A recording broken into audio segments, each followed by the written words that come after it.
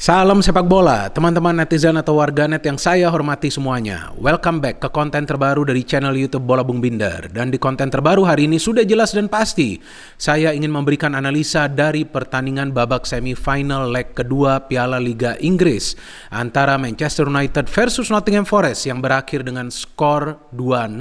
Dengan kemenangan ini berarti secara agregat Manchester United menang dengan skor 5-0 dan lolos ke babak grand final dari Piala Liga Inggris tahun ini.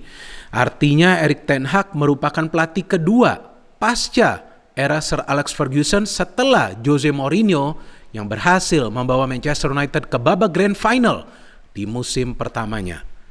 Terus kurang hebat apa lagi dari Erik ten Hag? Artinya the progress is real at Manchester United. Progresnya nyata di Manchester United. Karena di musim pertamanya, Erik ten Hag bisa mengubah Manchester United menjadi tim yang bermain dengan sebuah sistem. Apa sih sistem tersebut? Sistem tersebut adalah pertama untuk melakukan pressing, karena yang saya lihat para pemain Manchester United lebih sering mengandalkan garis pertahanan yang tinggi.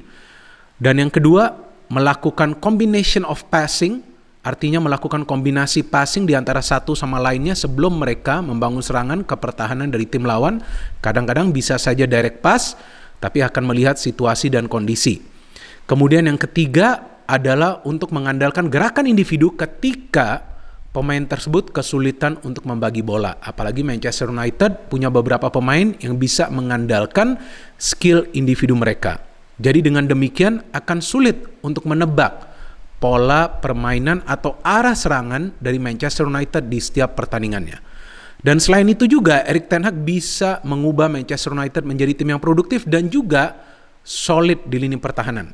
Karena jika kita bandingkan dengan musim lalu, Manchester United tidak banyak kemasukan gol sejauh ini di musim 2022-2023 dan juga bisa mencetak banyak gol. And also not the same player who is scoring the goals. Jadi bukan pemain yang sama yang selalu mencetak gol, tapi ada pemain lainnya juga yang bisa mencetak gol. Which means bahwa Erik ten Hag bisa meningkatkan performa dari para pemain Manchester United juga. Benar kan teman-teman? Karena jika sekarang kalian lihat statistik dari Manchester United yang mencetak gol banyak, yang memberikan assist banyak, yang bisa bermain di lini pertahanan banyak, yang bisa bermain di lini tengah juga banyak, yang bisa bermain di depan juga banyak. Nah, dengan Erik ten Hag membangun kekuatan yang merata di Manchester United, tentu tim ini perlahan-lahan akan konsisten. Dan seperti yang berkali-kali saya katakan di konten sebelumnya tentang Manchester United, bahwa Manchester United is coming back. Manchester United sedang kembali ke jalur persaingan gelar juara. Apakah itu di Liga Premier Inggris, atau juga di FA Cup, atau juga di Piala Liga Inggris. Saya belum mau mengatakan Manchester United is back. Belum. Karena seperti yang saya jelaskan juga sebelumnya, Manchester United kembali jika mereka sebelumnya bisa menang di dua pertandingan lawan Crystal Palace dan juga Arsenal. Ternyata enggak kan, lawan Palace seri, lawan Arsenal kalah. Artinya memang mereka masih berada dalam jalur untuk kembali menjadi tim yang disegani. Bukan saja di Inggris teman-teman, dengerin omongan saya, bukan saja di Inggris, tapi nanti juga di Eropa. Dan dari jalannya pertandingan kita memang bisa melihat para pemain Manchester United haus akan kemenangan. Padahal di leg pertama mereka sudah menang dengan skor telak 0-3. Main aja santai, tapi gak bisa seperti itu dengan Erik ten Hag.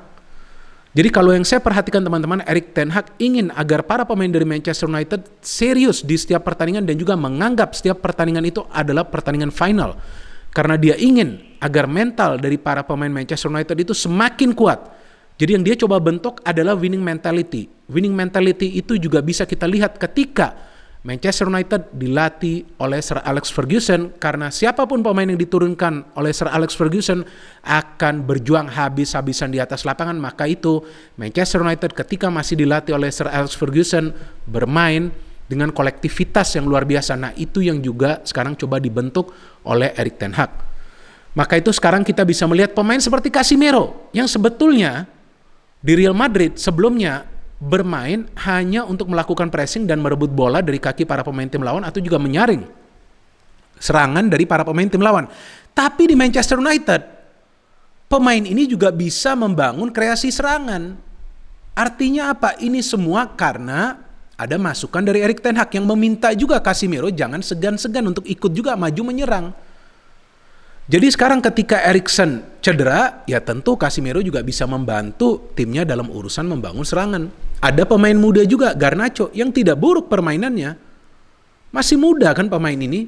Jadon Sancho kembali bermain setelah terakhir dia bermain kalau nggak salah di bulan Oktober. Dan penting bagi Jadon Sancho untuk kembali masuk ke tim. Karena Erik ten Hag membutuhkan banyak pemain karena kita tahu jadwal akan semakin padat. Akan ada pertandingan-pertandingan di Europa League juga, FA Cup, dan tentu final dari Piala Liga Inggris, and also English Premier League. Jangan lupa Manchester United masih punya peluang untuk menjadi juara walaupun bukan itu targetnya. Tapi kalau bisa menjadi juara, kenapa enggak dikejar gelar juara tersebut? Kan bisa aja. So dari jalannya pertandingan, ya itu yang tadi saya katakan, para pemain Manchester United nih haus akan kemenangan. Mereka benar-benar mau menang. Dan yang menarik, saya melihat bahwa di starting lineup ini Erik ten Hag tidak melakukan rotasi yang besar di lini pertahanan. Padahal bisa saja dia memainkan Maguire dan Lindelof dari awal kan, tapi enggak. Dia pilih Varane dan juga Lisandro Martinez seperti biasa. Itu kan adalah duet inti di center back. Ya, artinya juga Erik ten Hag ingin agar timnya bisa konsisten meraih kemenangan dengan otomatis akan membentuk mental yang kuat dari para pemain. Dan dua pemain tersebut berkali-kali bisa membangun serangan juga. Artinya Erik ten Hag memang menginginkan semua pemain MU yang bermain bisa juga mengalirkan bola, ikut membantu dalam proses membangun serangan. Dan di posisi penjaga gawang adalah penjaga gawang veteran Heaton yang juga melakukan 2 save yang krusial di pertandingan ini kan. Jadi kalau dari jalannya pertandingan nih teman-teman, kita bisa melihat bahwa para pemain dari Nottingham Forest ini memilih untuk bertahan dulu. Mereka agak khawatir kalau keluar menyerang. Padahal sebetulnya mereka nothing tulus juga. Tapi sepertinya mereka tidak ingin dibantai di Old Trafford. Maka itu mereka bermain agresif, menunggu di tengah, coba untuk counter, tapi itu gak berhasil. Namun bagi Manchester United juga sulit untuk menciptakan peluang. Karena mereka membutuhkan waktu sekitar 17 menit untuk mendapatkan peluang pertama yang berbahaya dari Anthony. Anthony was not bad in this game. Walaupun dia tidak bisa memberikan assist, tapi dia beberapa kali melakukan pergerakan dan coba untuk memberikan umpan kunci. Dan 2 kali dia punya peluang. Satu yang tadi saya katakan menit 17, satu lagi kalau nggak salah jelang halftime. Yang shooting dia tuh melayang di atas mistar gawang. So, it was not a bad game for Anthony. And then Garnacho mainnya bagus. Ini pemain muda tapi berani melakukan dribbling melewati pemain dari Forest, tapi sayangnya dia sedikit terlambat untuk memberikan umpan. Beberapa kali dia justru terlalu lama menguasai bola, tapi ya namanya juga pemain muda kan, dia membutuhkan waktu untuk memahami betapa pentingnya mengambil keputusan di momen yang tepat. Dan Casemiro, saya melihat pemain ini luar biasa loh, seperti yang tadi saya katakan. Jadi di babak pertama ini Casemiro yang mendapatkan peluang emas juga ya teman-teman, selain Anthony yang dia sundul itu, tapi bisa di-save oleh penjaga gawang Nottingham Forest, and also dia bisa kasih umpan kunci ke Weghorst. Di luar dugaan saya itu Casemiro yang bisa kasih umpan kunci seperti itu.